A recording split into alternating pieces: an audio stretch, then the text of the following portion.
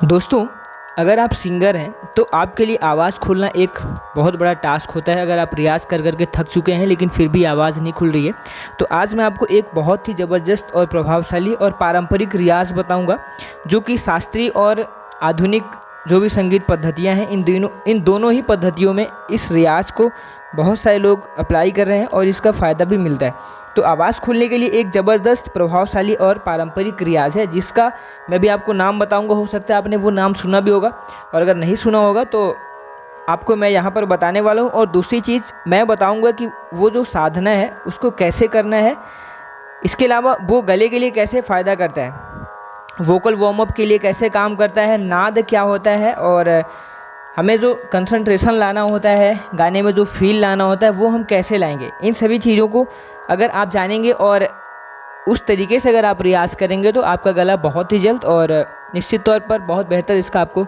Result मिलेगा। नमस्कार दोस्तों, रियाज़ माला में आप सभी का एक बार फिर से स्वागत है।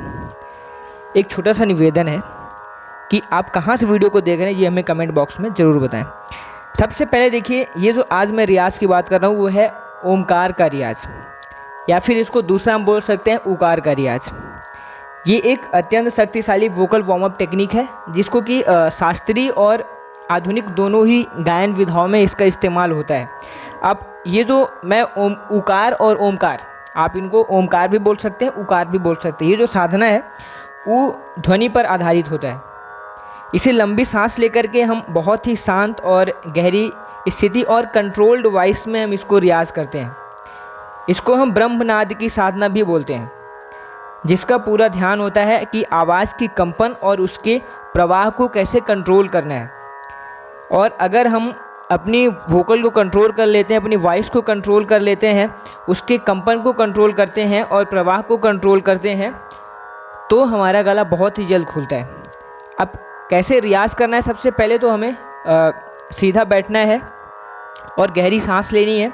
मुंह को हमें गोल आकार में खोलना है, ज़्यादा मुंह को नहीं खोलना है, केवल एक छोटा सा अंडे के आकार का, गोल आकार का में मुंह खोलना है और ऊ ध्वनि बोलना है। एक सांस में कम से कम 10 से 15 सेकेंड तक हमें सांस को होल्ड करना है। जैसे कि गहरी सांस लेंगे, हारमोनियम में हम सा और पा लगाएंगे और यहाँ पर ऊ बोलना है, और 10 से 15 सेकेंड तक कम से कम हमें होल्ड करना है।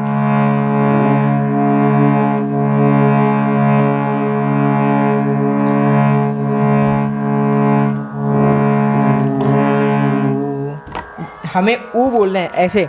अब ये देखिए गले के लिए फ़ायदा कैसे करता है। सबसे पहले तो इसको आपको कम से कम 15 से 20 मिनट का ये मिनिमम आपको डेली रियाज़ करना है, और ज़्यादा से ज़्यादा हो सके तो आपको कम से कम इसको रियाज़ करना है आधे घंटे 40 मिनट तक रियाज़ करना है।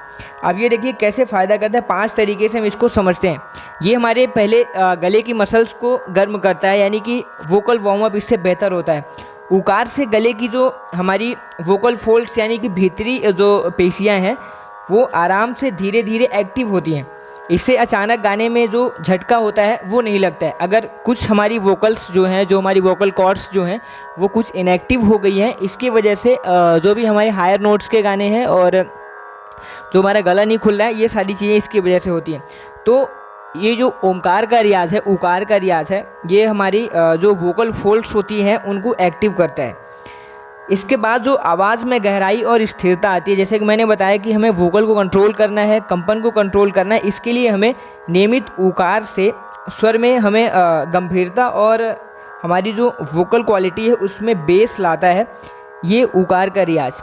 तीसरा, हमारा जो ब्रीदिंग कंट्रोल होता है वो बेहतर होता है। ब्रीदिंग कंट्रोल में जैसे कि ये प्रैक्टिस फेफड़ों की क्षमता पर और सांस को कंट्रोल करने के लिए बेहतर होता है, जिससे कि आप लंबे आलाप या कि गज़ल में मीड में कोई रुकावट नहीं आती है। अगर आप मीड लेते हैं, अगर आप गज़ल गा रहे हैं और गज़ल में आपको पता होगा कि मीड का कितना महत्वपूर्ण स्थान होता है, तो हम अगर मीड लेते हैं तो उसके लिए हमें गहरी सांस और ब्रीदिंग कंट्रोल चाहिए होगा। अगर ब्रीदिंग कंट्रोल नहीं होगा तो वो सारी चीज़ें हम नहीं कर पाएंगे, इसलिए ये ब्रीदिंग कंट्रोल में भी फ़ायदा करता है। दूसरा, नाद यानी कि वाइब्रेशन का अभ्यास करना है हमें। अगर वाइब्रेशन का अभ्यास करते हैं तो जो वोकल कॉर्ड्स हमारी इनएक्टिव हो गई हैं, जो वोकल फोल्ड्स हमारी इनएक्टिव हैं, वो काफ़ी जल्दी ही हमारी एक्टिव होने लगती हैं अगर हम नाद का, वाइब्रेशन का रियाज़ करते हैं तो। और ये रियाज़ किससे कनेक्टेड होता है? ये रियाज़ हमारा ओमकार से कनेक्टेड होता है, उकार से कनेक्टेड होता है। और देखिए ये जो रियाज है वो शरीर और सिर में आवाज़ के कंपन को जागरूक करता है। इसे हम रेजोनेंस भी बोलते हैं कि रेजोनेंस को ये बढ़ाता है, जो कि हमारी आवाज़ की ताकत और आवाज़ को आकर्षक बनाता है। पांचवी चीज़ जो है वो मानसिक एकाग्रता और शांति, ये साधना जैसा असर देती है।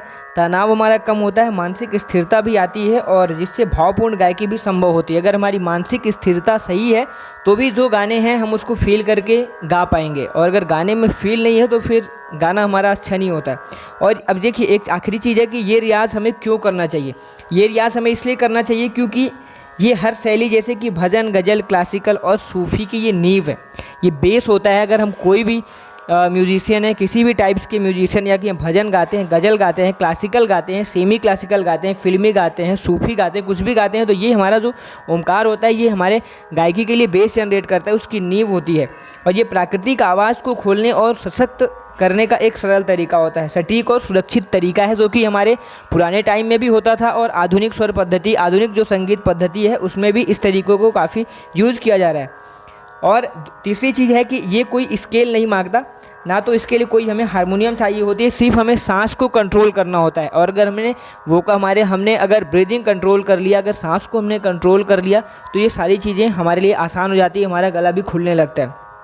सुबह के समय इसका प्रभाव जो होता है वो 3 गुना होता है, इसलिए हमें सुबह के समय इस रियाज़ को करना चाहिए। मैं ऐसा नहीं बोल रहा हूँ कि अगर दोपहर में, शाम को, रात को नहीं कर सकते, लेकिन जो सुबह का समय होता है वो अगर आप एक दिन रियाज़ करते हैं तो ये 3 दिन के इक्वल होता है। तो 3 दिन का जो फ़ायदा होगा वो आपको एक दिन में ही मिलेगा। इस तरीके से ये आपको पूरा मैंने वोकल वार्म अप बताया और ये आपको तरीका बताया हूँ ओमकार का रियाज़ करना है। साथ ही साथ यहाँ पर एक और रियाज़ आप ऐड कर सकते हैं, जैसे कि ये जो आवाज़ आती है इससे हमारा लिप्स, इसको लिप ट्रिल भी बोलते हैं, हमारा लिप ट्रिल हो जाता है और हमारे जो वोकल कॉर्ड्स हैं उसमें झंझनाहट होती है। तो ऐसा करने से हमारी वोकल्स भी अच्छी हो जाती हैं। तो इस तरीके से ये सारा आपको ओमकार का रियाज़ तो डेली ही करना है, क्योंकि इसका मैंने आपको फ़ायदा बता दिया किस तरीके से ये फ़ायदा करता है और हमें इसका रियाज़ क्यों करना चाहिए। अब मैं आशा करता हूँ कि सारी चीज़ें मैंने आपको अच्छे से समझाई होंगी, और अगर अभी भी आपको कोई भी चीज़ दिक्कत हो कमेंट में मुझसे पूछ सकते हैं। मिलते हैं नेक्स्ट वीडियो में। धन्यवाद। Thanks for watching.